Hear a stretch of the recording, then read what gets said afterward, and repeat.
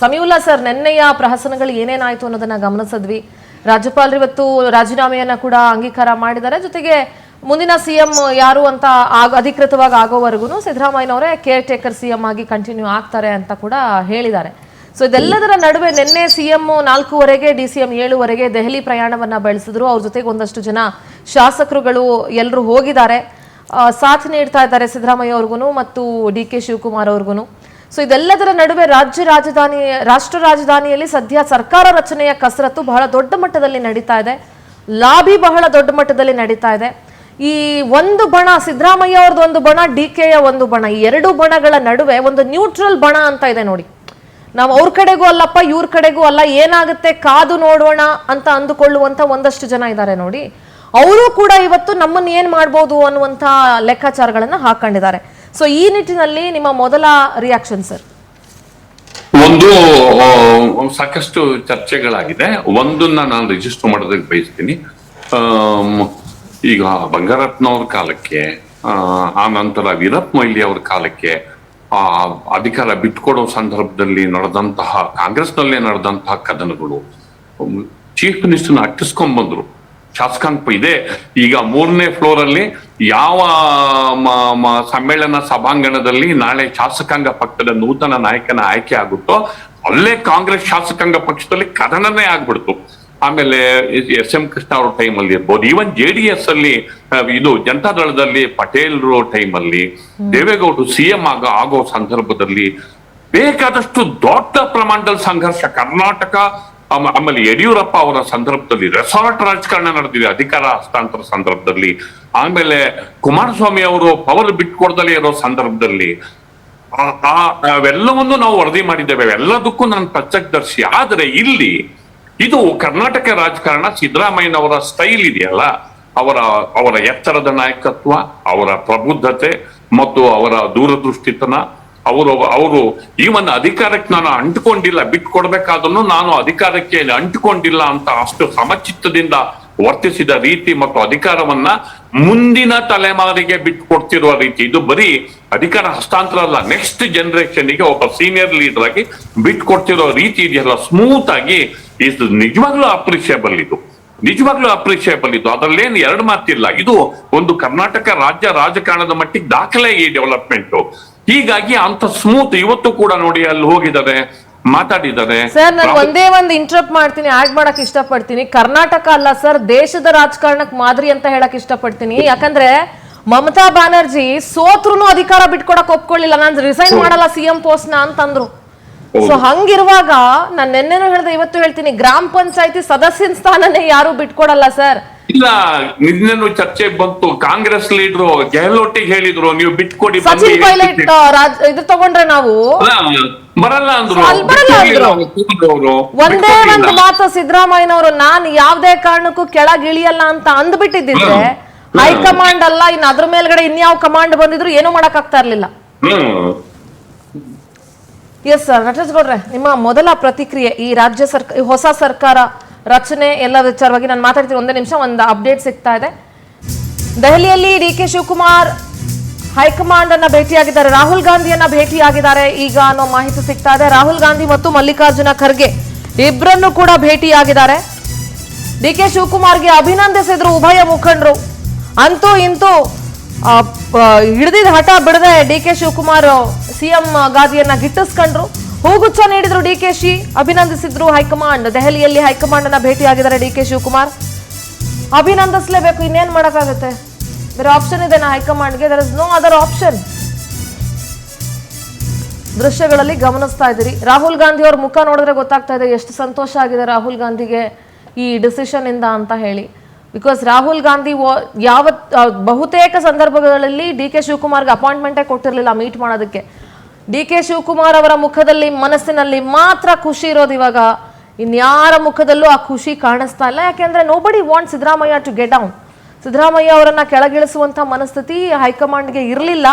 ಆದ್ರೆ ಪ್ರಿಯಾಂಕಾ ಗಾಂಧಿ ಒಲವು ಮಾತ್ರ ಡಿ.ಕೆ. ಶಿವಕುಮಾರ್ ಕಡೆ ಇತ್ತು. ಅವರನ್ನ ಮುಖ್ಯಮಂತ್ರಿಯಾಗಿ ಮಾಡಬೇಕು, ಅಟ್ಲೀಸ್ಟ್ ಒಂದು ಸಲ ಆದ್ರೂ ಕೂಲಿ ಕೊಡಬೇಕು ಅವ್ರು ಕೇಳಿದ್ದಕ್ಕೆ ಅಂತ ಇತ್ತು. ಅದೇ ತರ ಮಾಡಿದ್ದಾರೆ. All right. ಎಸ್ ನಟರಾಜ್ ಗೌಡ್ರೆ, ನಿನ್ನೆ ಮುಖ್ಯಮಂತ್ರಿಗಳು ಕೆಳಗೆ ಇಳಿದಂತಹ ರೀತಿ ಇದೆಯಲ್ಲ, ಅವರು ನಿರ್ಗಮಗೊಂಡಂತಹ ರೀತಿ, ಅವರು ನಿರ್ಗಮಿಸಿದಂತಹ ರೀತಿ ಇದೆಯಲ್ಲ, ಐ ಥಿಂಕ್ ಅದು ಮಾದರಿ. ನಾನು ನಿನ್ನೆಯಿಂದ ಮಾತಾಡ್ತಾನೆ ಇದ್ದೀವಿ ಅದನ್ನ. ಬಹುಶಃ ಇಡೀ ರಾಜಕಾರಣದಲ್ಲಿ ರಾಜಕೀಯ ಇರೋವರೆಗೂ ಅದನ್ನ ಹೇಳಿದ್ರು ಕೂಡ ಏನು ತಪ್ಪಾಗೋದಿಲ್ಲ. ಯಾಕಂದ್ರೆ ಹೀ ಸೆಟ್ ಒಂದು ಮಾಡೆಲ್. ಅವ್ರು ಹೇಗೆ ಹಲವು ಭಾಗ್ಯಗಳನ್ನ ನೀಡಿದ್ರು. ನಾವು ಹಲವಾರು ಬಾರಿ ಅವ್ರಿಗೆ ಬೈದಿದೀವಿ, ನಾವು ಓಲೈಕೆ ರಾಜಕಾರಣ ಮಾಡ್ತಾರೆ, ಸಿದ್ದರಾಮಯ್ಯ ಅವ್ರು ಇರೋವರೆಗೂ ಓಲೈಕೆ ರಾಜಕಾರಣ ಹೋಗಲ್ಲ, ಅದು ಏನೇ ಹೇಳಿದ್ರು ದ ವೇ ಹಿ ಪೋರ್ಟ್ರೇಡ್ ಹಿಮ್ಸೆಲ್ಫ್ ಅಲ್ವಾ, ಆ ಮೆಚುರಿಟಿ ಮತ್ತು ಆ ಡಿಗ್ನಿಟಿ, ಅವ್ರು ಯಾವತ್ತೂ ಆ ಡಿಗ್ನಿಟಿಯಿಂದ ಇಳಿದಿಲ್ಲ.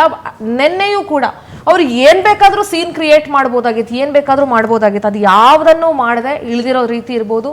ಮತ್ತು ಆ ರೆಸ್ಪಾನ್ಸಿಬಿಲಿಟಿ ತಗೊಂಡು ದೆಹಲಿಗೆ ಹೋಗಿ ಹೈಕಮಾಂಡ್ನ ಭೇಟಿ ಮಾಡಿ ಧನ್ಯವಾದವನ್ನ ತಿಳಿಸಿ, ಮತ್ತೆ ಈ ಮುಂದಿನ ಒಂದು ಸರ್ಕಾರ ರಚನೆಗೂ ಕೂಡ ಅವರ ಪಾತ್ರ ಇದೆಯಲ್ಲ, I think it is very important ಅಂತ ಅನ್ಸುತ್ತೆ. ನಟರಾಜ್ ಗೌಡ್ರೆ ಏನ್ ಹೇಳ್ತೀರಿ? ಖಂಡಿತವಾಗಿ ಈಗ ಮಾನ್ಯ ಸಿದ್ದರಾಮಯ್ಯನವರು ನಾವು ಕಳೆದ 20 ವರ್ಷಗಳಿಂದ ನೋಡ್ದಂಗೆ ಭಾಳ ಮೇರು ವ್ಯಕ್ತಿತ್ವ. ಅದರೊಳಗೆ ಯಾವ ಡೌಟು ನಮಗಿರಲಿಲ್ಲ, ಯಾವ ಡೌಟು ಇಲ್ಲ. ಅದೇ ನಮಗೆ ಯುವಕರಿಗೆ, ಹೊಸ ಪೀಳಿಗೆಗೆ ನಿಜವಾದ ಆದರ್ಶ. ಯಾಕಂದರೆ ಸಮೀವುಲ್ಲವರು ಸಮಚಿತ್ತದಿಂದ ಅವರು ವರ್ತಿಸಿದರು, ಅದಿದೆಯಲ್ಲ ಅದು ತುಂಬ ಅಗತ್ಯ ಇರ್ತಕ್ಕಂಥದ್ದು. ನಾವು ಎಮೋಷನ್ಗಳಿಗೆ ಕೈ ಕೊಡುವಂಥದ್ದು, ಕೋಪಕ್ಕೆ ಅಥವಾ ನೋವಿಗೆ, ಬೇಜಾರಿಗೆ, ಅದಕ್ಕೆಲ್ಲ ಯಾವ ರೀತಿ ಇಲ್ದಂಗೆ ಸಮಚಿತ್ತದಿಂದ ತಮ್ಮ ಘನತೆಯಿಂದ ಖಂಡಿತವಾಗಿ ಅವರು ನಡ್ಕೊಂಡಿದ್ದಾರೆ. ಆಮೇಲೆ ಅವ್ರು ಮುಂಚೆಯಿಂದಲೂ ಹೇಳ್ತಾಯಿದ್ರು, ಹೈಕಮಾಂಡ್ ಹೇಳಿದರೆ ಖರ್ಗೆ ಅವರು ಮತ್ತು ರಾಹುಲ್ ಗಾಂಧಿ ಅವರು ಯಾವಾಗ ಹೇಳ್ತಾರೆ ನಾನು ಅವತ್ತು ರಾಜೀನಾಮೆ ಕೊಡ್ತೀನಿ, ಇದು ಸ್ಪಷ್ಟವಾಗಿ ಅವ್ರು ಹೇಳಿದರು. ಅವ್ರು ಹೇಳಿದಂಗೆ ನೀವೇ ಹೇಳ್ದಂಗೆ ಒಂದು ದಿನದಲ್ಲಿ ಬಂದು ತೀರ್ಮಾನ ಮಾಡಿ ಹೋಗಿ ರಾಜೀನಾಮೆ ಕೊಟ್ಟು ಬಂದು, ಗವರ್ನರ್ ಇಲ್ಲ ಇದ್ದಾರೆ ಅದು ಚಿಂತೆ ಇಲ್ಲ, ಗವರ್ನರ್ ಇಲ್ಲದಿದ್ರು ಕೂಡ ಹೋಗಿ ಅವ್ರ ಕಚೇರಿಗೆ ಹೋಗಿ ರಾಜೀನಾಮೆಯನ್ನು ಕೊಟ್ಟು ಬಂದು ಪತ್ರಿಕಾಗೋಷ್ಠಿ ಮಾಡಿ ಎಲ್ಲರೂ ಸುದೀರ್ಘವಾಗಿ ಎಲ್ಲರಿಗೂ ಯಾರ್ಯಾರು ತಾವು ನಡೆದು ಬಂದಿದ್ದಾರೆ, ಎಲ್ಲರಿಗೂ ಯಾರ್ಯಾರು ಧನ್ಯವಾದಗಳನ್ನ ಹೇಳಬೇಕು, ಯಾವ ರೀತಿಯಾಗಿ ನಾನು ನಡ್ಕೊಂಡು ಬಂದೆ, ಮುಂದಿನ ನಮ್ಮದು ಯಾವ ರೀತಿ ರಾಜಕೀಯ ಜೀವನ ಇರುತ್ತೆ ಅದನ್ನು ಸ್ಪಷ್ಟವಾಗಿ ಹೇಳಿದ್ರು. ಹೈಕಮಾಂಡ್ ಅವರಿಗೆ ರಾಜ್ಯಸಭೆಗೆ ಬನ್ನಿ ಅಂತಂದ್ರು ಕೂಡ ಇಲ್ಲ, ನಾನು ರಾಜ್ಯ ರಾಜಕಾರಣ ಬಿಟ್ಟು, ಮುಂಚೆ ನಾನು ಅದೇ ಹೇಳಿದ್ರು, ರಾಜ್ಯ ರಾಜಕಾರಣ ಬಿಟ್ಟು ನಾನು ಆಚೆಗೆ ಬರೋದಿಲ್ಲ, ನಾನು ಇಲ್ಲೇ ಇರ್ತೀನಿ, 2 ವರ್ಷ ಇನ್ನೂ ಶಾಸಕ ಸ್ಥಾನ ಇದೆ, ನನ್ನ ಜನತೆಗೆ ನಾನು ಕೆಲಸ ಮಾಡಬೇಕು, ಆಗ ನಾನು ಇಲ್ಲೇ ಇರ್ತೀನಿ ಅಂತ ಹೇಳಿದ್ರು. ನಿಜವಾಗ್ಲೂ ಅತ್ಯಂತ ಪ್ರಬುದ್ಧತೆಯನ್ನು ಅವರು ತೋರಿಸಿದ್ದಾರೆ, ಬೇರೆಯವರಿಗೆ ಮಾರ್ಗದರ್ಶನ ಮಾಡಿದ್ದಾರೆ. ಖಂಡಿತವಾಗಿ ಈಗ ಮುಂದಿನ ಮುಖ್ಯಮಂತ್ರಿ ಮಾನ್ಯ ಡಿ ಕೆ ಶಿವಕುಮಾರ್ ಆಗಲಿ ಅಥವಾ ಬೇರೆ ಯಾವುದೇ ನಾಯಕರಾಗಲಿ ಅದನ್ನು ಅನುಕರಣೆ ಮಾಡಿ ಅದೇ ರೀತಿಯಾದಂತಹ ಗೌರವಯುತವಾಗಿ ನಡಕೆಯನ್ನು ಮಾಡುವಂಥದ್ದು ಭಾಳ ಅಗತ್ಯ ಇದೆ. ಅದು ಆ ಹೊಣೆಗಾರಿಕೆ ಜವಾಬ್ದಾರಿ ಇವ್ರಿಗಿಂತ ಚೆನ್ನಾಗಿ ಮಾಡಬೇಕೀಗ. ಮುಂದೆ ಬರೋರು ಹೆಂಗೆ ಅಂದರೆ, ಈಗ ನಿಮ್ಮ ನಡತೆ ಯಾವ ರೀತಿ ಇದೆ ಅದಕ್ಕಿಂತ ಒಳ್ಳೆಯ ನಡತೆ ಬೇಕು, ಈಗ ನಿಮ್ಮ ಅಧಿಕಾರ ಯಾವ ರೀತಿ ಇದೆ ಅದಕ್ಕಿಂತ ಒಳ್ಳೆಯ ಅಧಿಕಾರ ಮಾಡಬೇಕು. ಆ ರೀತಿಯ ಒಂದು ಸ್ಟ್ಯಾಂಡರ್ಡ್ ಅನ್ನ ಇವರೊಂದು ಸೆಟ್ ಮಾಡೋಗಿದ್ದಾರೆ. ಆ ನಿಟ್ಟಿನಲ್ಲಿ ನಮ್ಗೆ ಬಹಳ ಸಂತೋಷ ಇದೆ ಮಾಡಿದ್ದಾರೆ. ಮತ್ತು ನಿನ್ನೆ ಅವರ ವಿದಾಯದ ಭಾಷಣದಲ್ಲೇ ನೆಕ್ಸ್ಟ್ ಬರೋರು ಹೆಂಗಿರಬೇಕು ಅಂತ ಒಂದು ಕೊಟ್ಟಿದ್ದಾರೆ. ಹಾಗಾಗಿ ಇದು ತುಂಬಾ ಸಂತೋಷದ ವಿಷಯ ಆಗಿದೆ. ಅಲ್ಲಿ ಮಲ್ಲಿಕಾರ್ಜುನ್ ಖರ್ಗೆ ಅವರಾಗ್ಬೋದು, ರಾಹುಲ್ ಗಾಂಧಿ ಅವ್ರಿಗಾಗ್ಬೋದು, ಎಲ್ಲೂ ಒಂದೇ ಒಂದು ಒಡಕಿನ ಮಾತಂತಾಗಲಿ ಒಂದು ನೆಗೆಟಿವ್ ಮಾತಂತಾಗಲಿ ಅವರು ಯಾವತ್ತೂ ಆಡಲಿಲ್ಲ. ನಿನ್ನೆ ಕೂಡ ಹೋಗಿ ಇಮಿಡಿಯೇಟ್ ಆಗಿ ಅವರಿಗೆ ಧನ್ಯವಾದಗಳನ್ನ ಸೋನಿಯಾ ಗಾಂಧಿ ಅವರಿಗೆ, ರಾಹುಲ್ ಗಾಂಧಿ ಅವರಿಗೆ, ಮಾನ್ಯ ಖರ್ಗೆ ಅವರಿಗೆ ಅರ್ಪಿಸಿದ್ದಾರೆ. ಇನ್ನೇನು ಬರ್ತಾರೆ ಇವಾಗ ಬೆಂಗಳೂರಿಗೆ. ಸೊ ಹಾಗಾಗಿ ಒಂದು ಸ್ವಾಗತ ಮಾಡಿದ್ದೀವಿ. ಆಮೇಲೆ ಮುಂದಿನ ಸರ್ಕಾರದ ಮೇಲೆ ಅತಿ ಹೆಚ್ಚಿನ ಜವಾಬ್ದಾರಿಯನ್ನ ಈಗ ಸಿದ್ದರಾಮಯ್ಯ ಆಗ್ದಂಗಿದೆ. ದಿಲೀಪ್ ಏನ್ ಹೇಳ್ತೀರಿ? ಒದ್ದು ಕಿತ್ಕೊಂಡ್ರು ಅಂತ ಅಶೋಕ್ ಹೇಳ್ತೀನಿ. ಎಲ್ಲಿ ಒದ್ದಿದ್ದು ಎಲ್ಲಿ ನೋಡ್ಕೊಂಡ್ ಬಂದ್ರಿ ನೀವು? ನೋಡಿ, ಒದ್ದು ಕಿತ್ಕೊಂಡ್ರು ಅನ್ನೋದಕ್ಕಿಂತ ಅವ್ರು ಹೇಳಿರೋ ಒಂದು ಕಾರಣ, ಅದು ಹಿಂದೆ ನೋಡಿದಾಗ ಸಿದ್ದರಾಮಯ್ಯನವ್ರನ್ನ ನಾವು ಒಂದು 3 ಡೇಸ್ನಿಂದ ನಾವು ಕ್ಲೋಸಾಗಿ ಅಬ್ಸರ್ವ್ ಮಾಡ್ತಾ ಇದ್ದೀವಿ ಮೇಡಮ್. ಐ ಥಿಂಕ್ ಅವ್ರು ಭಾಳ ಬಾಹುಕರಾದಂತೆ ಕಾಣಿಸ್ತಾ ಇದೆ. ಯಾಕೆಂದರೆ ನಾವು ಸಿದ್ದರಾಮಯ್ಯನವ್ರನ್ನ ನಾವು ಬಹಳ ವಿರೋಧಿಸಿದ್ದೀವಿ. ರಾಜಕಾರಣದಲ್ಲಿ ಅವ್ರನ್ನ ತುಷ್ಟೀಕರಣದ ನೆಕ್ಸ್ಟ್ ಲೆವೆಲ್ ರಾಜಕಾರಣಿ, ಮುಸಲ್ಮಾನ್ ತುಷ್ಟೀಕರಣ ಮಾಡ್ತಾರೆ, ಹಿಂದೂ ಒಂದು ಸಂಸ್ಕೃತಿಗಳು ಬಂದಾಗ ವಿರೋಧ ಮಾಡ್ತಾರೆ, ಇದೆಲ್ಲ ರಾಜಕಾರಣ. ಬಟ್ ಅದರ ವೈಯಕ್ತಿಕವಾಗಿ ಬಂದಾಗ 3 ದಿವಸದಿಂದ ನೋಡ್ತಾ ಇರ್ತಕ್ಕಂಥ ಸಿದ್ದರಾಮಯ್ಯ ಇದ್ದಾರಲ್ಲ, ಅದು ನಿಜವಾಗ್ಲೂ ಸಿದ್ದರಾಮಯ್ಯ. ನನಗೇನು ಅನಿಸ್ತದೆ ಗೊತ್ತಾ, ನೀವು ಬಿಜೆಪಿ ಅವರು 3 ದಿವಸದಿಂದ ನೋಡೋ ಬದಲು ಮೊದಲಿಂದ ಅವ್ರನ್ನ ಸ್ವಲ್ಪ ಕ್ಲೋಸ್ ಆಗಿ ಅಬ್ಸರ್ವ್ ಮಾಡ್ಕೊಂಡು ನೋಡಿ. ಅವರ ಬಾಡಿ ಲ್ಯಾಂಗ್ವೇಜ್ ಅನ್ನ ಸುಮಾರು 2013 ಮುಖ್ಯಮಂತ್ರಿ ಆದಾಗಿಂತಲೂ ಬಹಳ ಕ್ಲೋಸ್ ಆಗಿ ಅಬ್ಸರ್ವ್ ಮಾಡ್ತಾ ಇದ್ದೀವಿ. ಗೊತ್ತಿದೆ ಅವ್ರ ಬಾಡಿ ಲ್ಯಾಂಗ್ವೇಜ್ ಯಾವ ರೀತಿ ಇತ್ತು. ಒಂಥರ ಗಂಡದ ರಾಜಕಾರಣಿ ಅವರು, ಯಾವಾಗಲೂ ಸಹ ಮುಂದೆ ನಿಂತ್ಕೊಂಡು ಎದ್ದು ಬಂದು ಹೇಳ್ತಕ್ಕಂಥವ್ರು, ಯಾವುದನ್ನು ಕೇರ್ ಮಾಡ್ತಿರ್ಲಿಲ್ಲ. ಯಾವ ದೊಡ್ಡ ನಾಯಕ ಆಗಿದ್ರು ಕೇರ್ ಮಾಡ್ತಿರ್ಲಿಲ್ಲ. ಇವನ್ ನರೇಂದ್ರ ಮೋದಿ ಅವ್ರಿಗೂ ತುಂಬ ಬಾರಿ ಮಾತಾಡಿದ್ದಾರೆ, ಅವರು ತುಂಬ ವಿಚಾರವಾಗಿ ವಿರೋಧವಾಗಿ ಮಾತಾಡಿದ್ದಾರೆ. ಆದರೆ 3 ದಿವಸದಿಂದ ಅವ್ರ ಬಾಡಿ ಲ್ಯಾಂಗ್ವೇಜ್ ಗಮನಿಸಿದಾಗ ಎಲ್ಲೋ ಒಂದು ಕಡೆ ಸಿದ್ದರಾಮಯ್ಯನವ್ರನ್ನ ಧ್ವನಿನ ಅಡಗಿಸ್ಲಾಯ್ತಾ ಅಂತಕ್ಕಂಥದ್ದು ನಮ್ಗೆ ಅನಿಸ್ತಾ ಇದೆ. ಯಾಕೆಂತಂದರೆ ನೋಡಿ, ಅದು ವಿತಿನ್ 2 ಡೇಸ್ನ ಡಿಸೈಡ್ ಆಗುತ್ತೆ ಮೇಡಮ್. ನೀವು ಹೋಗಬೇಕು, ಮಾತಾಡಬೇಕು. ಡಿ ಕೆ ಶಿವಕುಮಾರ್ ಅವರು ಸಿದ್ದರಾಮಯ್ಯನವ್ರು ದೆಹಲಿಗೆ ಹೋಗ್ತಾರೆ, ಕೂತ್ಕೊಂಡು ಮಾತಾಡ್ತಾರಂತೆ, ರಾಜೀನಾಮೆ ಕೊಡಬೇಕು ಅಂತ ಡಿಸೈಡ್ ಆಗುತ್ತಂತೆ. ಅಂದ್ರೆ ನಮ್ಗನಿಸ್ತಿರೋದು ಒಂದೇ ಒಂದು ದಿವಸಕ್ಕೆ ಇದು ಹಾಕ್ಲಿಕ್ಕೆ ಸಾಧ್ಯನಾ ಅಂತಕ್ಕಂಥದ್ದು ಒಂದು ಡೌಟ್ ಬರ್ತಾ ಇದೆ. ಸಿದ್ದರಾಮಯ್ಯನ್ ತರ ಮೈಂಡ್ ಸೆಟ್ ಇಟ್ಕೊಂಡ್ರೆ ಒಂದ್ ದಿವಸ ಅರ್ಧ ದಿವಸದಲ್ಲಿ ಅದನ್ನ ಒಪ್ಕೋತೀವಿ. ಆ ಮೆಚುರಿಟಿಯನ್ನ, ಸಿದ್ದರಾಮಯ್ಯನವ್ರ ಮೆಚುರಿಟಿಯನ್ನ ನಾವು ಒಪ್ಕೊಳ್ತೀವಿ. ಅಂದ್ರೆ ಸಿದ್ದರಾಮಯ್ಯನವ್ರು ಇಷ್ಟು ಬೇಗ ಈ ತೀರ್ಮಾನವನ್ನ ಇಷ್ಟು ಈಸಿಯಾಗಿ ತೆಗೆದುಕೊಳ್ತಾರೆ ಅಂತಕ್ಕಂಥದ್ದು ನಾವ್ಯಾರು ಊಹೆ ಮಾಡಿರ್ಲಿಲ್ಲ. ಅಲ್ಲ, ಪಕ್ಷದಲ್ಲೇ ಯಾರು ಊಹೆ ಮಾಡಿರ್ಲಿಲ್ಲ. ಮೊದಲೇ ಹೇಳಿದ್ರು, ನಾನು ಅಂದ್ರೆ he was stick on to his mind set that high command ಹೇಳಿದ್ರೆ ನಾನು ಇಳಿತೀನಿ ಅಂತ. ಎಸ್, ಬಟ್ ಆದ್ರೆ ನೀವು ಇದು ಮೊದಲಾಗಿಲ್ಲ ಕುರ್ಚಿ ಗಲಾಟೆ ನಮಗೆಲ್ಲ ಮೀಡಿಯಾದವರಿಗೆ ನಮಗೆಲ್ಲ ಏನಾಗ್ಬಿಟ್ಟಿತ್ತಂದ್ರೆ ಮೇಡಮ್, ಕುರ್ಚಿ ಗಲಾಟೆ ಅಂತಕ್ಕಂಥದ್ದು ಒಂದು ಸಾಮಾನ್ಯ ಸಬ್ಜೆಕ್ಟ್ ಆಗ್ಬಿಟ್ಟಿತ್ತು ನಮಗೆ. ನಾವು ನಾರ್ಮಲ್ ಆಗಿ ಪ್ಯಾನಲಿಸ್ಟ್ಗಳು ಬರ್ತಾ ಇದ್ದೋ ಮಾತಾಡ್ತಾ ಇದ್ದೋ ಹೋಗ್ತಾ ಇದ್ದು, ಇದಕ್ಕಿದ್ದಂಗೆ ರಾಜೀನಾಮೆ ಕೊಡ್ತಾರಂತೆ ಅಂತ ಅಂದಾಗ ಇಟ್ಸ್ ಅನ್ಬಿಲೀವಬಲ್, ಯಾರು ನಂಬಕ್ಕೆ ಆಗ್ತಾ ಇಲ್ಲ. ಮತ್ತೆ ಇನ್ನೊಂದು ಇವತ್ತು ನಡೀತಾ ಇರ್ತಕ್ಕಂಥದ್ದು ಅವ್ರ ಬಣ ಮೇಡಮ್. ಈಗ ಒಬ್ಬ ವ್ಯಕ್ತಿ ವಿದಾಯ ಮಾಡಬೇಕಾದಾಗ ಈಗ ತುಂಬಾ ಜನ ಈಗ ಇದೇ ರೀತಿ ಕುಮಾರಸ್ವಾಮಿ ಅವರು ರಾಜೀನಾಮೆ ಕೊಡ್ತಾರೆ, ಯಡಿಯೂರಪ್ಪ ಅವರು ರಾಜೀನಾಮೆ ಕೊಡ್ತಾರೆ, ಇದೇ ರೀತಿ ಸಿದ್ದರಾಮಯ್ಯನವರು ರಾಜೀನಾಮೆ ಕೊಟ್ಟಿದ್ದಾರೆ. ಈ ಕೆಲವು ರಾಜಕಾರಣಗಳು ಸಿದ್ದರಾಮಯ್ಯನವರು ರಾಜೀನಾಮೆ ಕೊಡ್ಬೇಕಾದ್ರೆ ರೆಸಾರ್ಟ್ ರಾಜಕೀಯ ನಡೆದಿಲ್ಲ ಒಂದು. ಮತ್ತೆ ಕಣ್ಣೀರ್ ಹಾಕೋದಿದೆಯಲ್ಲ, ಇದೇ ಯಡಿಯೂರಪ್ಪಾಜಿ ಅವರು ರಾಜೀನಾಮೆ ಕೊಟ್ಟಾಗಲೂ ಸಹ ಅವ್ರ ಕಾರ್ಯಕರ್ತರುಗಳು ಅವರ ಬಣದವರು ಶಾಸಕರು ಕಣ್ಣೀರ್ ಹಾಕಿದ್ರು. ಅದೇ ರೀತಿ ಸಿದ್ದರಾಮಯ್ಯನವರು ರಾಜೀನಾಮೆ ಕೊಟ್ಟಾಗಲೂ ಸಹ ಕಣ್ಣೀರ್ ಹಾಕ್ತಾರೆ. ನೋಡಿ, ಒಬ್ಬ ನಾಯಕನ ನಿರ್ಗಮನದ ಸಮಯದಲ್ಲಿ ಕಣ್ಣೀರ್ ಹಾಕೋದಿದೆಯಲ್ಲ, ಸಂತೋಷ್ ಲಾಡೋರ್ ಇರ್ಬೋದು, ತುಂಬಾ ಜನ ಕಣ್ಣೀರ್ ಹಾಕಿದ್ದಾರೆ. ಆ ಕಣ್ಣೀರ ಭಾವನೆಗಳು ಈಚೆ ಬರ್ತಾವಲ್ಲ. ಒಂದು ನನಗನ್ನಿಸ್ತಾ ಇದೆ ಮೇಡಮ್, ಇಸ್ ಪಾಲಿಟಿಕ್ಸ್ ಪ್ರಕಾರ ನಾನು ಮಾತಾಡ್ಬೇಕಂತಂದಾಗ, ಒಂದು ಡಿ ಕೆ ಶಿವಕುಮಾರ್ ಅವ್ರಿಗೆ ಇವತ್ತೊಂದು ಅವಕಾಶ ಬಂದಿರ್ಬೋದು, ಆದರೆ ಡಿ ಕೆ ಶಿವಕುಮಾರ್ ಅವ್ರದ್ದು ಭಯ ಏನಾದರೂ ಈ ಒಂದು ಅವ್ರ ಬಣಕಿದೆಯಾ ಅಂತಕ್ಕಂಥದ್ದು. ಯಾಕೆ ಅಂತಂದರೆ ಡಿ ಕೆ ಶಿವಕುಮಾರ್ ಅವ್ರ ಬಾಡಿ ಲ್ಯಾಂಗ್ವೇಜನ್ನು ನಾವು ಬಹಳ ನೋಡಿದ್ದೀವಿ ಮೇಡಮ್. ಈಗ ಡಿ ಕೆ ಶಿವಕುಮಾರ್ ಅವ್ರಿಗೊಂದು ದೊಡ್ಡ ಮಹತ್ವವಾದ ಜವಾಬ್ದಾರಿ ಅಂತೂ ಮುಖ್ಯಮಂತ್ರಿ ಸ್ಥಾನ ಅಂತಕ್ಕಂಥದ್ದು ಸಣ್ಣ ಪುಟ್ಟದಲ್ಲ. ಈಗ ಅವ್ರು ಮೊದಲು ನೋಡಿ ಒದ್ದು ಕಿತ್ಕೊಬೇಕು ಅಧಿಕಾರನ, ಸುಲಭವಾಗಿ ಬರ್ತಕ್ಕಂಥದ್ದಲ್ಲ ಅಂತ ಈ ರೀತಿ ಭಾಷೆಗಳನ್ನು ನಾವು ನೋಡಿರ್ತಕ್ಕಂಥದ್ದು. ಈಗ ಒಂದು ಮುಖ್ಯಮಂತ್ರಿ ಸ್ಥಾನದಂಥ ಒಂದು ಸ್ಥಾನದಲ್ಲಿ ಕುತ್ಕೊಂಡಾಗ ಅವರು ಬಾಡಿ ಲ್ಯಾಂಗ್ವೇಜು ಮತ್ತು ಅವ್ರು ಇರ್ತಕ್ಕಂಥ ಆಟಿಟ್ಯೂಡ್ ಎಲ್ಲವನ್ನು ಬದಲಾವಣೆ ಮಾಡಿಕೊಂಡಾಗ ಅದಕ್ಕೊಂದು ವೇಟೇಜ್ ಸಿಗುತ್ತೆ. ಆ ವೇಟೇಜ್ ಸಿಗಬೇಕು ಅಂತ ಅಂದರೆ ಅವರು ಆ ರೀತಿ ನಡ್ಕೊಬೇಕಾಗುತ್ತೆ. ಅದು ಸಿದ್ದರಾಮಯ್ಯನವ್ರ ರೀತಿಯೇ ನಡ್ಕೊಬೇಕಾಗುತ್ತೆ, ರಾಜಕಾರಣದ ಹೊರತಾಗಿ ಮಾತನ್ನು ಹೇಳ್ತಾ ಇರ್ತಕ್ಕಂಥದ್ದು. ಮತ್ತೆ OBC ಲೀಡರ್ ಅಂತ ಬಂದಾಗ ಸಿದ್ದರಾಮಯ್ಯನವರು ಅಲ್ಟಿಮೇಟ್ಲಿ OBC ನಾಯಕರು, ಅದನ್ನು ಒಪ್ಕೊಳ್ತೀವಿ. ಅಹಿಂದ ನಾಯಕರು ಅದನ್ನು ಯಾವ ರೀತಿ ಒಂದು ಸಣ್ಣ ಪುಟ್ಟ ಸಮುದಾಯದವರು, ಈಗ ನೋಡಿ ಕುರುಬ ಸಮುದಾಯ ಮೊದಲು ರಾಜಕಾರಣದಲ್ಲಿ ಗುರುತಿಸ್ಕೊಳ್ತಲೇ ಇರಲಿಲ್ಲ ಪಾಪ, ಅವ್ರು ಎಲ್ಲೋ ಒಂದು ಮತ ಹಾಕೋರು ಸುಮ್ಮನೆ ಆಗ್ಬಿಡೋರು. ಇವತ್ತು ಕುರುಬ ಸಮುದಾಯ ಎಷ್ಟು ಮಟ್ಟಕ್ಕೆ ಸಿದ್ದರಾಮಯ್ಯನವರ ಒಂದು ನಾಯಕತ್ವದಲ್ಲಿ ಮುಂದೆ ಬಂದು ರಾಜಕಾರಣ ಮಾಡ್ತಾ ಇದೆ ಅಂತಂದ್ರೆ ಆ ಮಟ್ಟಕ್ಕೆ ಬಂದಿದೆ. ಇವತ್ತು ಆ ಸಮುದಾಯನೂ ಸಹ ಕಣ್ಣೀರಾಗ್ತಾ ಇದೆ ಇವತ್ತು ಸಿದ್ದರಾಮಯ್ಯನವರು ಕೆಳಗಿಳಿಸಿರೋದ್ರಿಂದ. ಆಫ್ಟರ್ ಸಿದ್ದರಾಮಯ್ಯ ವಾಟ್ ಈಸ್ ನಮ್ಮ ಆಪ್ಷನ್ ಏನು ಅಂತಕ್ಕಂಥದ್ದು ಅವ್ರು ಯೋಚನೆ ಮಾಡ್ತಾ ಇದ್ದಾರೆ. ಆ ಸಮುದಾಯ ಯಾವ ರೀತಿ ಯೋಚನೆ ಮಾಡ್ತದೆ ಯೋಚನೆ ಮಾಡಬೇಕು.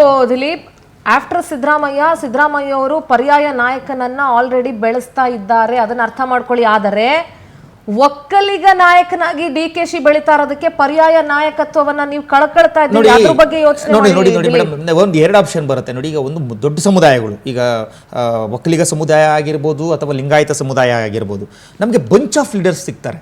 ಆದ್ರೆ ಈ ಸಣ್ಣ ಪುಟ್ಟ ಸಮುದಾಯ ಅಂತ ಬಂದಾಗ ಬಂಚ್ ಆಫ್ ಲೀಡರ್ಸ್ ಸಿಗ್ಬೋದು, ಲೀಡರ್ಸ್ ಅಲ್ಲಿ ಲೀಡರ್ಶಿಪ್ ಕ್ವಾಲಿಟಿ. ಅದನ್ನೇ ಹೇಳ್ತಾ ಇರೋದು.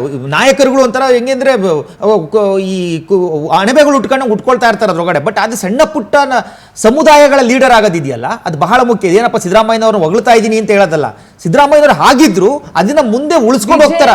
May be your party president, but Vijayendra can not become Lingayat community leader. Please understand. ಅಲ್ಲ ನೋಡಿ, ನಮ್ಮ ಪಕ್ಷ ಯಾವತ್ತು party with different madam, party with difference. ನಾವು ಯಾವತ್ತೂ ಹೇಳಿದ್ರಲ್ಲ ಕಮ್ಯುನಿಟಿ ಲೀಡರ್ ಆಗಿ ಬೆಳೆಯೋದು ಬಹಳ ಕಷ್ಟ. ನಾನು ಸಿದ್ದರಾಮಯ್ಯನವ್ರ ವಿಚಾರವಾಗಿ ಹೇಳ್ತಾ ಇದ್ದೀನಿ. ಈಗ ಎವ್ರಿಬಡಿ, ಆದ್ರೆ ನಮ್ಮ ಪಾರ್ಟಿನಲ್ಲಿ ಪಾರ್ಟಿ ವಿತ್ ಡಿಫರೆನ್ಸ್. ಈಗ ಇವತ್ತಿರ್ತಕ್ಕಂಥ ವಿಜಯೇಂದ್ರ ಅವರು ನಾಳೆ ಮುಖ್ಯಮಂತ್ರಿ ಆಗ್ತಾರ, ಅದು ಕಾನ್ಫಿಡೆನ್ಸ್, ನಾವು ಅದನ್ನ ಹೇಳಲಿಕ್ಕಾಗಲ್ಲ, ಮೇಲ್ಗಡೆ ಹೈಕಮಾಂಡ್ ಡಿಸೈಡ್ ಮಾಡುತ್ತೆ. ಬಟ್ ಆದ್ರೆ ಇವತ್ತು ಒಂದು ಡಿ ಕೆ ಶಿವಕುಮಾರ್ ಅವರು ಮುಖ್ಯಮಂತ್ರಿ ಆದ್ಮೇಲೆ ಈಗ ಮುಖ್ಯಮಂತ್ರಿ ಸ್ಥಾನ ಬೇಕೇ ಬೇಕಾಗಿತ್ತು. ಯಾಕೆ ಅಂತಂದ್ರೆ ಅವ್ರಿಗೆ ಕಾನ್ಫಿಡೆನ್ಸ್ ಇಲ್ಲ 28ಕ್ಕೆ ನಾವು ಅಧಿಕಾರಕ್ಕೆ ಬರ್ತೀವಿ ಅಂತ ಹೇಳಿ. ನಮ್ಗೆ ಅವ್ರ ಕಾನ್ಫಿಡೆನ್ಸ್ ಇದ್ರೆ 28 ವೇಟ್ ಮಾಡೋರು. ಈಗ ಹೇಳ್ತಾ ಇರ್ತಕ್ಕಂಥದ್ದೇನು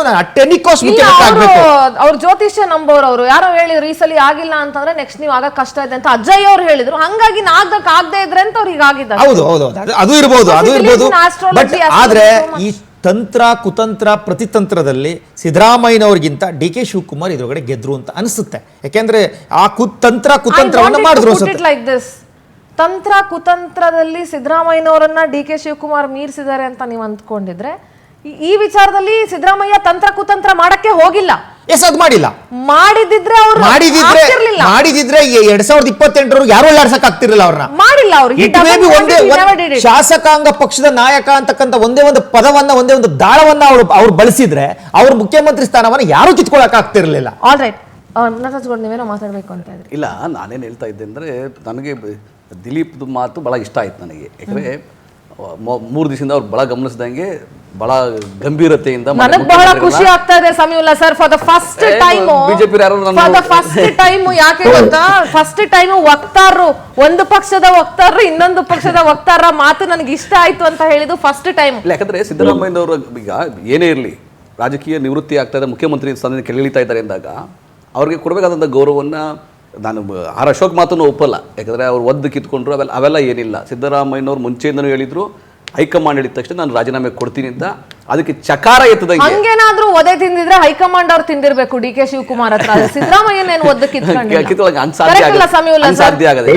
ಒದ್ದಿದ್ರೆ ಡಿ ಕೆ ಶಿವಕುಮಾರ್ ಹೈಕಮಾಂಡ್ ಒದ್ದಿರ್ಬೇಕೆ ಹೊರತು ಸಿದ್ದರಾಮಯ್ಯ ಅವ್ರಿಗೆ ಏನು ಒದ್ದು ಕಿತ್ಕೊಂಡಿಲ್ಲ. ಹೈಕಮಾಂಡ್ ಸಾಧ್ಯ ಆಗೋದಿಲ್ಲ. ಡೆಮೊಕ್ರೆಟಿಕ್ ಅಲ್ಲಿ ಶಾಸಕಾಂಗ ಪಕ್ಷ ಸಭೆ ಇರ್ತದೆ, ಹೈಕಮಾಂಡ್ ತೀರ್ಮಾನ ಇರ್ತದೆ, ಇದು ಯಾವಾಗಲೂ ಇದ್ದದ್ದೇ. ಆದರೆ ನಾನು ಬಿಡೋದಿಲ್ಲ ಅಂತ ಮುಖ್ಯಮಂತ್ರಿ ಸ್ಥಾನದಿಂದ ಕೆಳಗಿಳಿಯೋವರೆಗೂ ನನಗೆ ಇನ್ನೂ ಟೈಮ್ ಕೊಡಿ, ನನಗೆ ಶಾಸಕಾಂಗ ಪಕ್ಷ ಸಭೆ ಕರೀರಿ, ಎಲ್ಲರನ್ನೂ ಒಪಿನಿಯನ್ ತಗೊಳ್ಳಿ, ನನಗಿನ್ನೂ ಟೈಮ್ ಕೊಡಿ, ಇನ್ನೊಂದು 6 ತಿಂಗಳು ಟೈಮ್ ಕೊಡಿ, ಆ ಥರ ಯಾವತ್ತೂ ಚರ್ಚೆಗಳೇ ಬರಲಿಲ್ಲ. ಹೈಕಮಾಂಡ್ ಹೇಳಿದ ತಕ್ಷಣ ವಿತಿನ್ 1 ದಿನದಲ್ಲಿ ಬೆಂಗಳೂರು ಬಂದು ನಿರ್ಧಾರ ಮಾಡಿ ಗವರ್ನರ್ ಇಲ್ಲದಿರುವ ರಾಜೀನಾಮೆ ಕೊಟ್ಟು ಬಂದರು. ಅದು ಅವರ ಘನತೆ ಮತ್ತು ವ್ಯಕ್ತಿತ್ವವನ್ನು ತೋರಿಸ್ತದೆ.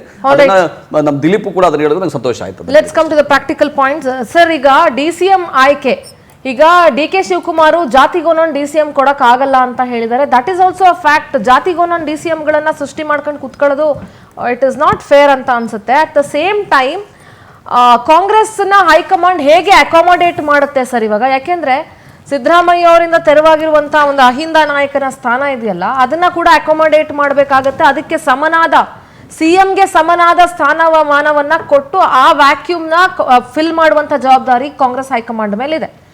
ಈ ಕಡೆ KPCC ಅಧ್ಯಕ್ಷ ಸ್ಥಾನನೂ ತುಂಬಾನೇ ಇಂಪಾರ್ಟೆಂಟ್ ಆಗುತ್ತೆ. ಮೊದಲಿಂದಲೂ ಸತೀಶ್ ಜಾರಕಿಹೊಳಿ ಆ ಸ್ಥಾನದ ಮೇಲೆ ಕಣ್ಣಿಟ್ಟಿದ್ರು. ಇನ್ನೊಂದ್ ಕಡೆ ಹೆಂಗಾಗಿದೆ ಸಂಪುಟ ರಚನೆ, ಈಗ ಹೊರಗಡೆ ಸಂಪುಟದಿಂದ ಬಹಳಷ್ಟು ಜನ ಸೀನಿಯರ್ ಮೋಸ್ಟ್ ಲೀಡರ್ಸ್ ಏನಿದ್ದಾರೆ ಅಥವಾ ಸೀನಿಯರ್ ಸಿಟಿಸನ್ಸ್ ಅಂತ ಏನಿದ್ದಾರೆ ಅವರನ್ನ ಸಂಪುಟಕ್ಕೆ ಸೇರಿಸ್ಕೊಳ್ಬಾರ್ದು ಅಂತ ರಾಹುಲ್ ಗಾಂಧಿ ಈಗ ಮನ್ಸು ಮಾಡಿ ಯಂಗ್ಸ್ಟರ್ಸ್ಗೆ ನಾವು ಅಕಾಮಡೇಟ್ ಮಾಡಬೇಕು ಅಂತ ಅಂತಿದ್ದಾರೆ. ಸೊ ಈ ಪರ್ಮುಟೇಷನ್ಸ್ ಕಾಂಬಿನೇಷನ್ಸ್ ಬಗ್ಗೆ ಏನು ಹೇಳ್ತೀರಿ ಸರ್? ಒಂದು ಸುಖ ಸರ್ಕಾರಕ್ಕೆ ಸೂತ್ರಗಳ ಹುಡುಕಾಟವನ್ನ ದೆಹಲಿನಲ್ಲಿ ನಾಯಕರು ನಡೆಸಿದ್ದಾರೆ. ಇನ್ನೊಂದ್ಸಲ ಹೇಳಿ ಸರ್, ತುಂಬಾ ಚೆನ್ನಾಗಿದೆ ಕೇಳಕ್ಕೆ. ಸುಖ ಸರ್ಕಾರದ ಸೂತ್ರಗಳು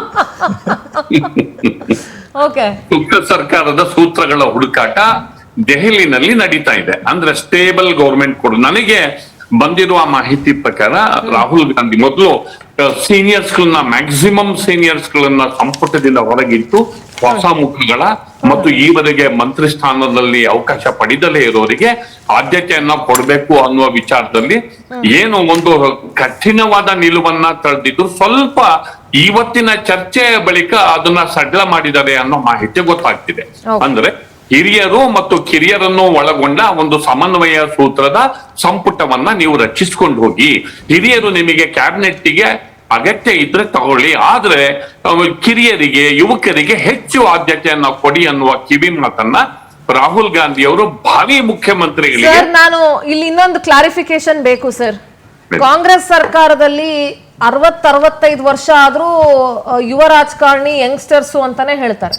ಸೊ ಇಲ್ಲಿ ನೀವೀಗ ಯುವಕರಿಗೆ ಅಂತಂದ್ರೆ ಯಾವ ವಯೋಮಾನದವರಿಗೆ ಅನ್ನೋದನ್ನ ಪ್ಲೀಸ್ ಕ್ಲಾರಿಫಿಕೇಶನ್ ಕೊಡ್ಬೇಕು. ಯಾಕೆಂದ್ರೆ ಡಿ ಕೆ ಶಿವಕುಮಾರ್ ಆದಾಗ್ಲೂ ಇವನ್ ದೋ ಹಿ 63 ಯಂಗ್ ಮೈಂಡ್ ಅಂತಾನೆ ಹೇಳ್ತೀವಿ ನಾವು. 2 ಸರಿ 3 ಸರಿ ಆಯ್ಕೆ ಆದ್ರೂ ಸಚಿವರಾಗ್ದಲೇ ಇರೋ ಗುಂಪಿದೆ. ಈ ಗುಂಪಿಗೆ ಆದ್ಯತೆಯನ್ನು ಕೊಡಿ. 2 ಸರಿ 3 ಸರಿ ಆಯ್ಕೆ ಆದ್ರೂ ಮತ್ತು ಹೀಗೆ ನೋಡ್ಬೇಕಾದ್ರೆ ಸಾಧ್ಯವಾದಷ್ಟು ದಕ್ಷರಿಗೂ ಕೂಡ ಕೊಡಿ.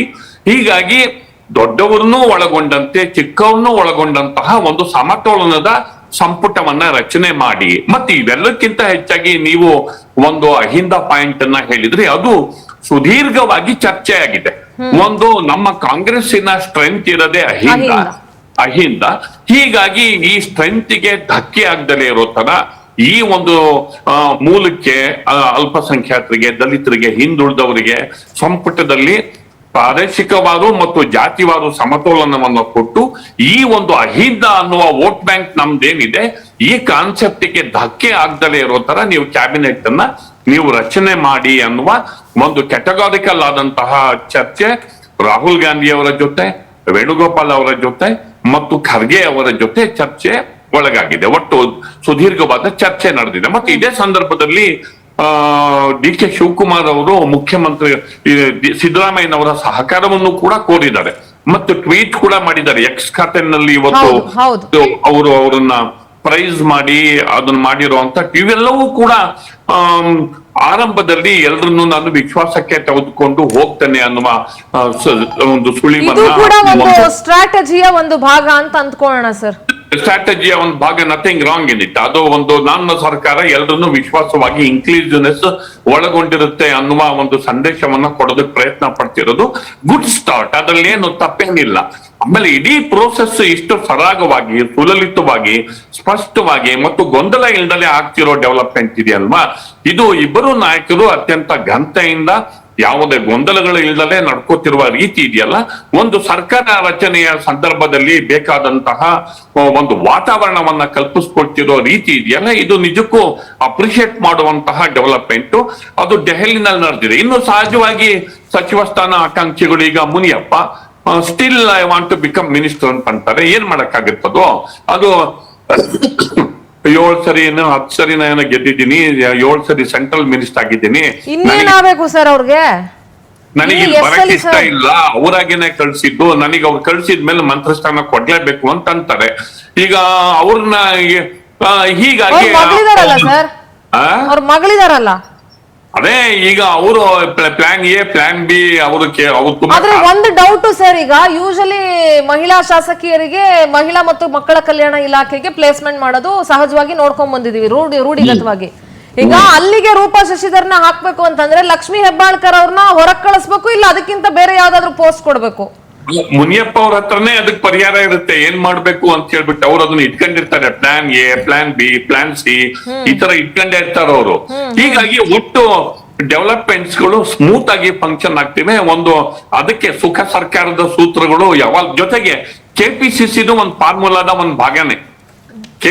ಇಬ್ರಿಬ್ರು ಮಹಿಳಾ ಮಿನಿಸ್ಟರ್ ಮಾಡ್ಬೋದು ಸರ್, ವಾಟ್ಸ್ ರಾಂಗ್ ಸರ್? ಅಷ್ಟೊಂದು ಜನ ಪುರುಷರಿಗೆ ಕೊಡುವಾಗ Roopa Shashidhar is also capable leader.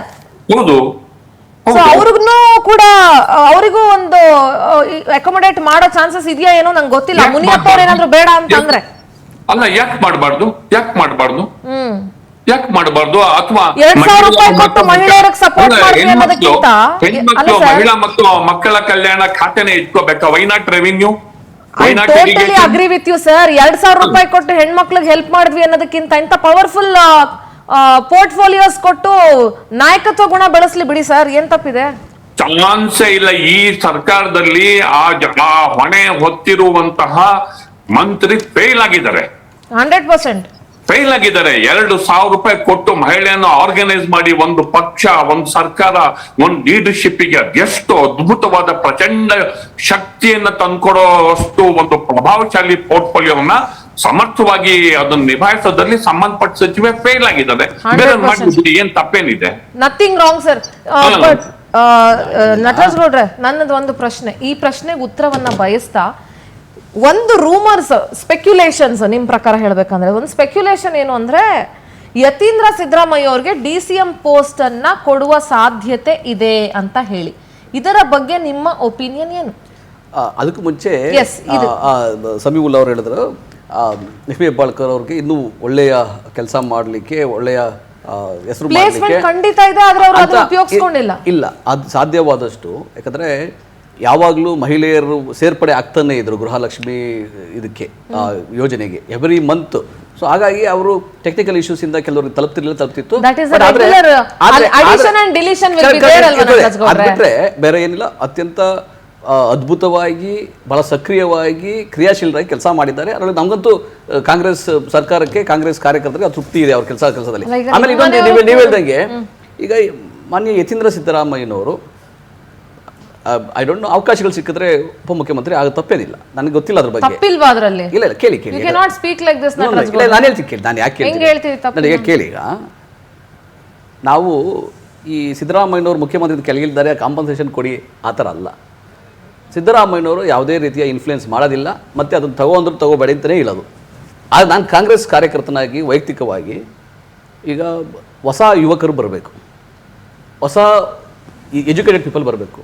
ನಾನು ಪ್ರಿಯಾಂಕ್ ಖರ್ಗೆ ಅವ್ರಿಗೆ ಅವಕಾಶ ಕೊಟ್ಟರು, ಇಲ್ಲ ನಮ್ಮ ಸಂತೋಷ್ ಲಾಡೋರ್ಗೆ ಅವಕಾಶ ಕೊಟ್ಟರು, ಅಥವಾ ನಮ್ಮ ಇವರು ರಿಜ್ವಾನ್ ಅರ್ಷದ್ ಅವ್ರಿಗೆ ಅವಕಾಶ ಕೊಟ್ಟರು, ಯತೀಂದ್ರ ಅವ್ರಿಗೆ ಅವಕಾಶ ಕೊಟ್ಟರು. ಯಾಕಂದರೆ ಒಂದು 40 ಏಜ್ ಆ ರೇಂಜಲ್ಲಿ 50 ದಾಟಿನಲ್ಲಿರ್ತಕ್ಕಂಥ ಯುವಕರು ಇವರು ಹೊಸ ರೀತಿಯ ಆಲೋಚನೆಗಳಿಂದ, ಹೊಸ ರೀತಿಯ ಯೋಜನೆಗಳಿಂದ ಕೆಲಸ ಮಾಡಲಿಕ್ಕೆ ಸಾಧ್ಯ ಆಗುತ್ತೆ ಅನ್ನೋ ಕಾರಣಕ್ಕಾಗಿ ಹೇಳಿದೆ ಅಷ್ಟೇ. ಬಿಟ್ಟರೆ ಆದರೆ ಅವ್ರು ತಗೊಂತಾರೋ ಬಿಡ್ತಾರೋ ಗೊತ್ತಿಲ್ಲ, ಇದನ್ನು ಸ್ಪೆಕ್ಯುಲೇಷನ್ ಈ ಥರ ಬಂದರೆ. ಅದರ ಜೊತೆಗೆ ಏನಾಗುತ್ತೆ ಗೊತ್ತಾ ನಟರಾಜ್ ಗೌಡ್ರೆ, ಒಂದು ಸಿದ್ದರಾಮಯ್ಯ ಅವರು ಒಂದು ಇಮೇಜ್ ಇದೆ, ಸೊ ಈಗ ಯತೀಂದ್ರ ಸಿದ್ದರಾಮಯ್ಯಂಗೆ ಕೊಡೋದು ಬಿಡೋದು ನಿಮ್ ಪಾರ್ಟಿ ವಿಚಾರ, ಬಟ್ ಬೀಯಿಂಗ್ ಅ ಪಬ್ಲಿಕ್ ಅಥವಾ ನಾನ್ ಹೆಂಗೆ ಯೋಚನೆ ಮಾಡ್ತೀನಿ ಅಂದ್ರೆ ಕರೆಕ್ಟ್. ಏನಪ್ಪಾ ಸಿಎಂ ಇಳಿದ ತಕ್ಷಣ ಇವ್ರಿಗೆ ಕೊಟ್ಬಿಟ್ರು, ಸಿಎಂ ಏನಾದ್ರು ಬರುತ್ತೆ. ಅದ್ ಕಾಮನ್ ಆಗಿ ಬರುತ್ತೆ. ಅದ್ರ ಜೊತೆಗೆ ಬಂದ್ಬಿಡುತ್ತೆ. ಒಂದು ಬಂಟಿಂಗ್ ಕಟ್ಟಿಲ್ಲ, ಒಂದ್ ಪೇಪರ್ ಕಟ್ಟಿಲ್ಲ, ಒಂದ್ ಬ್ಯಾನರ್ ಕಟ್ಟಿಲ್ಲ, ಸೀದಾ DCM ಪೋಸ್ಟ್ ಸಿಕ್ಬಿಡ್ತಾ ಅನ್ನೋದಿದೆಯಲ್ಲ, ಆ ಥಿಂಕಿಂಗ್ ಇದೆಯಲ್ಲ, ಅದು ಕಾರ್ಯಕರ್ತರಲ್ಲಿ ಮತ್ತು ಪಕ್ಷದ ಆಂತರಿಕ ಜಗಳಗಳಿಗೆ ಕಾರಣ ಆಗುತ್ತೆ ನಟರಾಜ್ ಗೌಡ. ಇಲ್ಲ ನಾನು ನೀವು ಹೇಳಿದ ಐ ಅಗ್ರಿ. ಏನಂದ್ರೆ ಆ ಥರ ಬರಬಹುದು, ಆ ಥರ ಒಪಿನಿಯನ್ ಬಂದ್ಬಿಡುತ್ತೆ, ಪಬ್ಲಿಕ್ ಒಪಿನಿಯನ್ ಬರುತ್ತೆ. ಅವ್ರಿಗೆ ಇಲ್ಲಿದ್ರು ಕಾಂಪೋಸಿಷನ್ ಕೊಟ್ಟರೇನೋ ಆ ಥರ ಬಂದ್ಬಿಡುತ್ತೆ. ಆ ರೀತಿ ಆಗಲಿಕ್ಕೆ ಅವಕಾಶ ಕೊಡಬಾರ್ದು, ಅದನ್ನ ಅದನ್ನ ಒಪ್ಕೊಂತೀನಿ. ಆದರೆ ಅವ್ರಿಗೆ ಏನು ಸ್ಥಾನಮಾನ ಕೊಡ್ತಾರೆ? ಈಗ ಫಸ್ಟ್ ಟೈಮ್ MLA ಆದಂತಹ ಪ್ರಿಯಾಂಕ್ ಖರ್ಗೆ ಅವರಿಗೆ 2013ರಲ್ಲಿ ಸಿದ್ದರಾಮಯ್ಯನವರು ಅವ್ರು ಮಂತ್ರಿ ಮಾಡಿದ್ರು. ಬಿಕಾಸ್ ಅವರು ಅಷ್ಟು ಟ್ಯಾಲೆಂಟೆಡ್ ಇದ್ದಾರೆ, ಅವ್ರಿಗೊಂದು ಅವಕಾಶ ಕೊಡ್ಬೋದು ಅಂತ. ಯತೀಂದ್ರ ಅವರು ಕೂಡ ಒಂದು ಮಂತ್ರಿ ಆಗಬಹುದು ಅಥವಾ ಬೇರೆ ಏನಾಗಬಹುದು, ಅದನ್ನು ಹೈಕಮಾಂಡು ಮತ್ತು ಮಾನ್ಯ DK ಶಿವಕುಮಾರ್ ತೀರ್ಮಾನ ಮಾಡಬೇಕಾಗುತ್ತೆ, ಮುಂದಿನ ಮುಖ್ಯಮಂತ್ರಿಗಳು ತೀರ್ಮಾನ ಮಾಡಬೇಕಾಗತ್ತೆ. ಆದರೆ ಸಿದ್ದರಾಮಯ್ಯನವ್ರಿಗೆ ಅರ್ಹತೆ ಇಲ್ವಾ, ಕ್ಷಮತೆ ಇಲ್ವಾ? ಖಂಡಿತ ಇದೆ. ಅವರೊಬ್ಬರು ಮೇಧಾವಿ, ವಿದ್ಯಾವಂತ. ಅವ್ರಿಗೆ ನೀವು ಹೇಳ್ದಂಗೆ ಬಂಟಿಂಗ್ ಕಟ್ಟಿಲ್ಲ, ಬ್ಯಾನರ್ ಕಟ್ಟಿಲ್ಲ ಅನ್ನೋದು 10 ವರ್ಷದ ಇಲ್ಲದ ಕತೆ. ಈ ಕಳೆದ 10 ವರ್ಷಗಳಲ್ಲಿ 2016-17 ನಂತರ ಅವರು ಸೋಷಿಯಲ್ ಮೀಡಿಯಾ ಹ್ಯಾಂಡಲ್ ಮಾಡಿದಾಗಬಹುದು, ಚುನಾವಣೆ 2018 ಚುನಾವಣೆ ಅವ್ರಿಗಿಂತನೂ ಕಷ್ಟಪಟ್ಟಿರೋ ಪರ್ಸನ್ಸ್ ನಿಮ್ಮ ಪಾರ್ಟಿಯಲ್ಲಿ ಇದಾರಲ್ಲ? ನಾ ಇಲ್ಲ ಅಂತ ಹೇಳಿಲ್ಲ. ಯಾಕಂದ್ರೆ ನಮ್ಮಲ್ಲಿ ಏನಾಗುತ್ತೆ ಅಂದ್ರೆ ಜಾತಿವಾರು, ಪ್ರಾದೇಶಿಕವಾರು, ಅದು ಹಿರಿತನ, ನೀವೇ ಇದ್ದೀರಲ್ಲ, ಏನ್ ಮಾಡಿದಾರೆ ನಿಮಗೆ? ಆಗುತ್ತೆ. ಏನ್ ಮಾಡಿದಾರೆ? ನೀವ್ ಎಷ್ಟು ಬಾವುಟ ಕಟ್ಟಿದೀರಾ? ನೀವ್ ಏನ್ ಮಾಡಿದೀರಾ? ಎಷ್ಟು ವರ್ಷ ಆಯ್ತು? 20-25 ವರ್ಷದಿಂದ ಕಾಂಗ್ರೆಸ್ ಅಲ್ಲೇ ಇದೀರಿ. ನೀವು ಇಲ್ಲ, ನಿಮಗೆ ಕೊಟ್ಟಿರೋ ಕಾರ್ಪೊರೇಷನ್, ಬೋರ್ಡ್ ಕಾರ್ಪೊರೇಷನ್ ಅದು ನಿಮಗೆ ದಕ್ಕುವಂತದ್ದ? ಇಲ್ಲ, ಈಗ ಇಲ್ಲ, ಅವಕಾಶಗಳು ಇರ್ತವೆ. ಈಗ ಮುಂದಕ್ಕೆ ಅವಕಾಶಗಳು ಬರ್ತವೆ. ಈಗ ಕಾಂಗ್ರೆಸ್ ಇಲ್ಲ, ಸಮೀರ್ ಅವ್ರು ಏನಂದ್ರೆ ಕಾಂಗ್ರೆಸ್ ಸಮುದ್ರ. ನನ್ನಂತ ಯುವ ನಾಯಕರು, ಕಾರ್ಯಕರ್ತರು ಬಹಳ ಜನ ಇದ್ದಾರೆ. ಸೊ ಹಂಗಾಗಿ ಒಬ್ರಿಗೆ ಒಮ್ಮೆ ಅವಕಾಶ ಸಿಗ್ತದೆ, ಒಂದ್ಸಲ ಅವಕಾಶ ಸಿಗೋದಿಲ್ಲ. ನಿಮ್ದೇ ಪಾಯಿಂಟ್ ಅಲ್ಲ ನಟರಾಜ್ ಗೌಡ್ರೆ, ಅರ್ಹತೆ ಇದ್ದವ್ರಿಗೆ ಸಿಗ್ಬೇಕು ಅನ್ನೋದು. ಈಗ it is your point Nataraj ಗೌಡ್ರೆ, ಅರ್ಹತೆ ಇದ್ದವ್ರಿಗೆ ಸಿಗ್ಬೇಕು ಇಲ್ಲ, ಖಂಡಿತ. ಅನ್ನೋದು. ನಾನು ಬೇರೆಯವರು ಅರ್ಹತೆ ಇದೆ, ನನಗೂ ಇದೆ, ಇಲ್ಲ ಅಂತ ಹೇಳ್ತಿಲ್ಲ. ಆದ್ರೆ ಬೇರೆಯವ್ರಿಗೆ ಅವಕಾಶ ಸಿಕ್ಕಿದಾಗ ನಾವು ಸಂತೋಷ ಪಟ್ಟು, ಯಾಕಂದ್ರೆ ಈ ಮನೆ ಮಾಳಿಗೆ ಸೋರ್ತಿದ್ರೆ ನಾವು ಇರ್ಲಿಕ್ಕಾಗಲ್ಲ. ಮನೆ ಮಾಳಿಗೆ ಸರಿಯಾಗಿರ್ಬೇಕು. ಈಗ ಏನಂದ್ರೆ ಯಾರಿಗೆ ಅವಕಾಶ ಸಿಗುತ್ತೋ ಅವ್ರು ನೋಡಿ ಖುಷಿ ಪಡಬೇಕು. ಮನೆ ಮಾಳಿ ಸೋರ್ತದ್ಬಿಟ್ಟು ನನಗೆ ಸಿಕ್ಕಿಲ್ಲ ಅವಕಾಶ, ಸಿಕ್ಕ ಸೋರ್ಲಿನಕ್ಕಾಗಲ್ಲ, ಆ ರೀತಿ ಮಾಡೋಕ್ಕಾಗೋದಿಲ್ಲ. ಆದರೆ ನಾನು ಹೇಳಿದ್ನಲ್ಲ, ಯತೀಂದ್ರ ಅವರಾಗಲಿ ಅಥವಾ ಪ್ರಿಯಾ ಕೃಷ್ಣ ಆಗ್ಬೋದು, ಪ್ರಿಯಾಂಕ್ ಖರ್ಗೆ ಆಗ್ಬೋದು, ಅಥವಾ ರಿಜ್ವಾನ್ ಆಗ್ಬೋದು, ಈ ಥರ ಹೊಸಬರಿಗೆ ಅವಕಾಶ, ಶರತ್ ಬಚ್ಚೇಗೌಡರು, ರೂಪಾ ಶಶಿಧರರು, ಈ ಥರ ಹೊಸ ಯುವಕರಿದ್ದಾರೆ. ನಾನೇನು ಹೇಳಿದೆ, ಅವ್ರಿಗೆ ಅಗತ್ಯ ಬಂದೇ ಬರುತ್ತೆ, ಕೊಡ್ತಾರೆ ಅಂತ ಹೇಳ್ತಾ ಇಲ್ಲ. ಅಂಥವರು ಮುಂದಿನ ಸಂಘಟನೆಯನ್ನು ಮಾಡಬಲ್ಲರು, ಮುಂದಿನ ಭವಿಷ್ಯಕ್ಕೆ ರಾಜ್ಯಕ್ಕೆ ನಾಯಕರಾಗಿ ಹೊರಹೊಮ್ಮಬಲ್ಲರು, ಹೊಸ ಆಲೋಚನೆಗಳಿಂದ ಹೊಸ ಯೋಜನೆ ತಂದು ಕೆಲಸ ಮಾಡಬಲ್ಲರು ಅಂತ ಅಷ್ಟು ಮಾತ್ರ ಹೇಳಿದೆ. ಇವಾಗ ಯಾರಿಗೆ ಮಂತ್ರಿಗಿರಿ ಕೊಡ್ತಾರೆ, ಯಾರಿಗೆ ಉಪಮುಖ್ಯಮಂತ್ರಿ ಮಾಡ್ತಾರೆ, ನಮ್ಗೆ ಇಲ್ಲಿವರು ಸ್ಪೆಕ್ಯುಲೇಷನ್ ಅಷ್ಟೇ. ನೋಡಿ, ನನಗನ್ನಿಸ್ತಾ ಇದೆ ಇಲ್ಲಿ ಭಯ ಪ್ರಾರಂಭ ಆಗಿದೆ ಅನ್ಸುತ್ತೆ. ಸಿದ್ದರಾಮಯ್ಯನವ್ರ ಬಣಕ್ಕೆ ಸ್ವಲ್ಪ ಭಯ ಪ್ರಾರಂಭ ಆಗಿರ್ಬೋದು. ಯಾಕೆ ಅಂತ ನಾನು ಯಾಕೆ ಅಂತ ನಿಮ್ಗೆ ಕ್ಲಿಯರ್ ಆಗಿ ಹೇಳ್ಬಿಡ್ತೀನಿ. ನಾನು ಸಂತೋಷ್ ಲಾಡ್ ಅವ್ರದ್ದು ಅಳ್ತಾ ಇರ್ತಕ್ಕಂಥ ವಿಡಿಯೋ ನೋಡಿದೆ. ನಾನು ಒಂದು ದುಃಖ ಬರಬೇಕು ಅಂತಂದ್ರೆ, ಒಂದು ಸಿದ್ದರಾಮಯ್ಯನವ್ರು ಕುರ್ಚಿಯಿಂದ ಇಳಿತಾ ಇದ್ದಾರೆ ಅಂತಕ್ಕಂಥ ಒಂದು ಭಾವುಕತೆ ಹೊಂದಿದ್ರೆ, ಮನುಷ್ಯನಿಗೆ ಯಾರಿಗೆ ಆಗಲಿ ಆ ದುಃಖ ಬರಬೇಕಾದ್ರೆ ಮನಸ್ಸಲ್ಲಿ ಒಂದು ಸಣ್ಣದಾದ ನೋವಿರುತ್ತಂತೆ. ಆ ನೋವಿನ ಜೊತೆಗೆ ಭಯನೂ ಇರುತ್ತಂತೆ. ಭಯ ಯಾರ ಭಯ ಇದೆ ಅಂತಕ್ಕಂಥದ್ದು. ಯಾಕೆಂತಂದ್ರೆ ನಾವು ಒಂದ್ ನಿಮಿಷ ನಾನು ಹೇಳ್ತೀನಿ ನೋಡಿ. ಒಂದು ಭಾವುಕತೆ ಬಿಜೆಪಿ ಸೈಕಾಲಜಿ ಇರಬೇಕು. ಭಯ ಇದ್ರೆ ನೋವಿದ್ರೆ ಮಾತ್ರ ಅಳು ಬರುತ್ತೆ. It's common psychology. ಭಯ ಇದ್ರೆ ಹೆಂಗ್ ಅಳು ಬರುತ್ತೆ, ನೋವಿದ್ರೆ ಅಳು ಬರುತ್ತೆ. ಮೇಡಮ್ ನೋಡಿ, ನೋವು ಒಂದು ಕಡೆ ಇದ್ರೆ ಭಯನೂ ಇರುತ್ತೆ ಒಳಗಡೆ. ಯಾಕೆ ಭಯ ಇರ್ಲೇಬೇಕು ಅಂತ ಉದಾಹರಣೆ ಏನ್ ಹೇಳ್ಬಿಡ್ತೀನಿ. ಉದಾಹರಣೆಗೆ ನಮ್ಮ ಮನೆಯಲ್ಲಿ ಯಾರಾದ್ರೂ ಒಬ್ರು ಹಿರಿಯರು ತೀರ್ಕೊಂಡ್ಬಿಡ್ತಾರೆ ಅನ್ಕೊಳ್ಳಿ, ನಮ್ಗೆ ಯಾಕೆ ಅಳು ಬರುತ್ತೆ?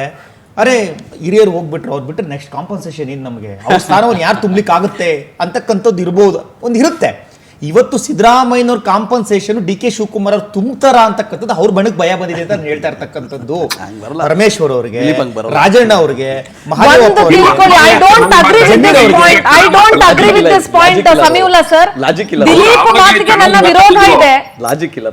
ಅವರು ಆವಾಗ್ಲೇ ಚೆನ್ನಾಗಿ ಮಾತಾಡಿದ್ರು ಫಸ್ಟ್ ಮಾತಾಡಿದಾಗ ಬಿಜೆಪಿ ಗೆಲ್ಲಿರು. ಯಾಕೆ ವಿರೋಧ ಅಂತ ಹೇಳ್ತೀನಿ. ಟೆಕ್ನಿಕಲಿ ಸಮೀಲ ಸರ್, ನಂದು ದಿಲೀಪ್ ಮಾತಿಗೆ ವಿರೋಧ ಇದೆ. ಯಾಕೆ ಅಂದ್ರೆ ಆಕ್ಚುಯಲ್ ಆಗಿ DK ಶಿವಕುಮಾರ್ ಭಯ ಇರಬೇಕು, ಈಗ ಸಿದ್ದರಾಮಯ್ಯನವ್ರ ಬಣಕ್ಕಲ್ಲ. ಸರ್ಕಾರ ಬೀಳಿಸುವಂತ ಸಿದ್ದರಾಮಯ್ಯನವ್ರ ಮೇಡಮ್ ಹೇಳಿದ್ದ 100% ಒಪ್ಕೊತೀನಿ. DK ಶಿವಕುಮಾರ್ ಅವ್ರಿಗೆ ಭಯ ಬಂದ್ರೆ, ಇದನ್ನ ಅವ್ರು ಅರ್ಥ ಮಾಡ್ಕೊಂಡ್ರೆ ಅವ್ರು ನಿಜವಾದ ಲೀಡರ್ ಆಗ್ತಾರೆ. ಈ ರಾಜ್ಯದ ಒಬ್ಬ ಉತ್ತಮವಾದ ಲೀಡರ್ ಆಗ್ತಾರೆ. ಅಕಸ್ಮಾತ್ ಈ ಭಯವನ್ನೆಲ್ಲ ಬಿಟ್ಟು ಮೊದಲಿದ್ದಂತಹ ಬಾಡಿ ಲ್ಯಾಂಗ್ವೇಜು ಮೊದಲಿದ್ದಂತಹ ಅವರ ಭಾಷೆಗಳನ್ನು ಏನಾದ್ರೂ ಮುಂದುವರಿಸಿಕೊಂಡು ಹೋದ್ರೆ ಈ ಸರ್ಕಾರ ಜಾಸ್ತಿ ದಿವಸ ಉಳಿಯುವ ಒಂದು ಲಕ್ಷಣಗಳು ಕಾಣಿಸ್ತಾ ಇಲ್ಲ. ಅವ್ರ ಬಾಡಿ ಲ್ಯಾಂಗ್ವೇಜ್ ಅನ್ನ ಸರಿ ಮಾಡ್ಕೊಬೇಕು. ನಾವು ನೋಡಿದೀವಿ ಎಷ್ಟೋ ಕಾರ್ಯಕ್ರಮಗಳಲ್ಲಿ ಕಾರ್ಯಕರ್ತಗಳಿಗೆ ಕಪ್ಪಾಡ್ ಕೊಡ್ದಿರೋದು ನೋಡಿ.